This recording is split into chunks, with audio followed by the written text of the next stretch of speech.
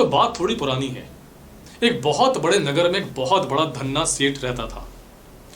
उसने सारी जिंदगी बहुत पैसा कमाया, लेकिन चोरी से, बेईमानी से, लोगों को परेशान करके, उनको ठग के, और तमाम किस्म के बुरे ऐब उसमें थे।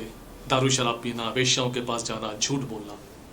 लेकिन उस सेठ की जिंदगी में एक ऐसा वक्त भी आया कि वो अपनी इन सभी बुरी आदतों से बहुत परेशान हो चुका था, इससे छुटकारा पाना चाहता था। उसने बहुत सारे उपाय किए, उसने बहुत कोशिश करी, लेकिन उसको छुटकारा नहीं मिला। तभी उस सेठ को पता चलता है कि उसके अपने ही नगर में एक बहुत बड़े महात्मा आए हैं, और जो कोई भी उस महात्मा के पास अपनी समस्या लेकर जाता है, महात्मा उसका फौरन निवारण कर देते हैं। तो सेठ ने मन बना लिया कि अब तो चलेंगे उस महात्मा के पास। और सेठ पहुंच गया महात्मा के पास। वहां बहुत लंबी लाइन थी। खैर, जैसे तैसे सेठ का नंबर आया तो सेठ ने अपने दिल का हाल महात्मा को बताया कि उसमें बहुत सारे बुरे ऐब हैं, बस वो कैसे भी इन सभी ऐबों से छुटकारा पाना चाहता है। महात्मा ने कुछ देर सोचा और बोला, वत्स, एक काम करते हैं, कल संध्या को मैं तुम्हारे घर आता हूं, मैं रात्रि का भोजन वहीं करूंगा। भोजन के उपरांत मैं आपको बताऊंगा कि आपकी समस्या का निवारण क्या है। अब अगले शाम जो है महात्मा पहुंच गए सेठ के यहाँ। खूब आओ भगत हुई, बहुत अच्छा भोजन कराया, कुछ देर बातें भी हुई। कुछ समय पश्चात महात्मा उठे और प्रस्थान करने लगे। तभी सेठ ने उन्हें रोका कि महात्मन, आपने तो मुझे मेरी समस्या का निवारण बताया ही नहीं। महात्मा ने कहा, लेकिन अब बताने का कोई फायदा नहीं है। सेठ ने बोला, लेकिन क्यों? महात्मा बोले, जो मैं बताऊंगा शायद वो तुम सुन ना पाओ और उसे झेल भी ना पाओ। लेकिन सेठ जिद करने लग गया।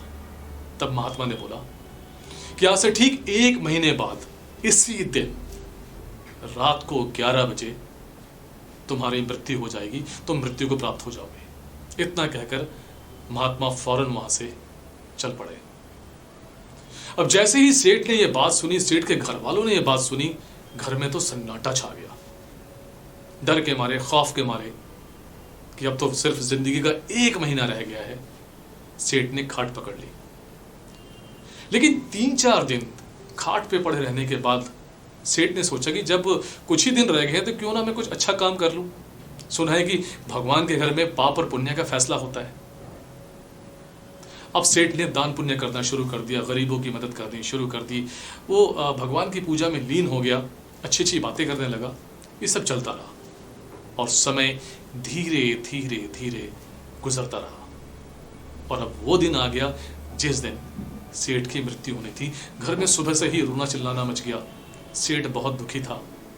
वो संसार को देख रहा था, संसार के बारे में सोच रहा था कि इतना प्यारा संसार अब उसकी जिंदगी से छूट जाएगा।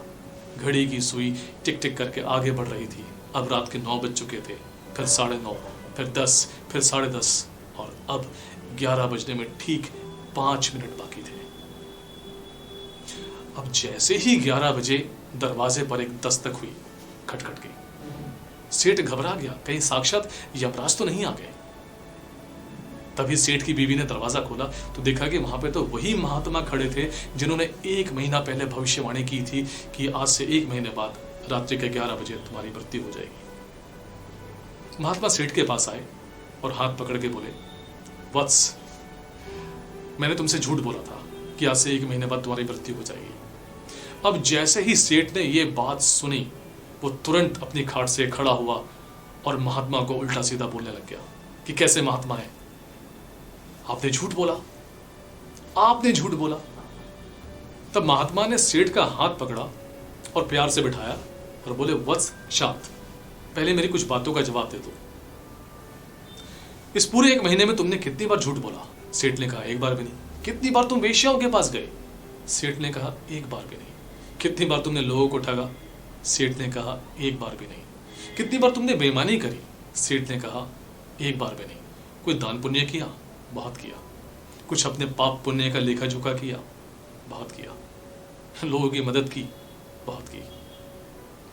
तब महात्मा ने वहां पे समझाया कि जो व्यक्ति अपनी जिंदगी में अपनी मृत्यु को ध्यान रखता है और साथ में ये ध्यान रखता है कि मरने के बाद भगवान उसके पाप और पुण्य का फैसला करेगा, जिंदगी में वो कभी कोई गलत काम नहीं करेगा, और कर भी दिया तो वो उसी वक्त माफी मांग लेगा, तौबा कर लेगा, और तुम्हारी सभी समस्याओं का बस यही एक निवारण है। हमेशा अपनी मृत्यु को अपने दिल और दिमाग में बसा के रखो कि आज जिंदगी है, कल शायद ना हो। तो अच्छा कर सकते हो तो कर लो।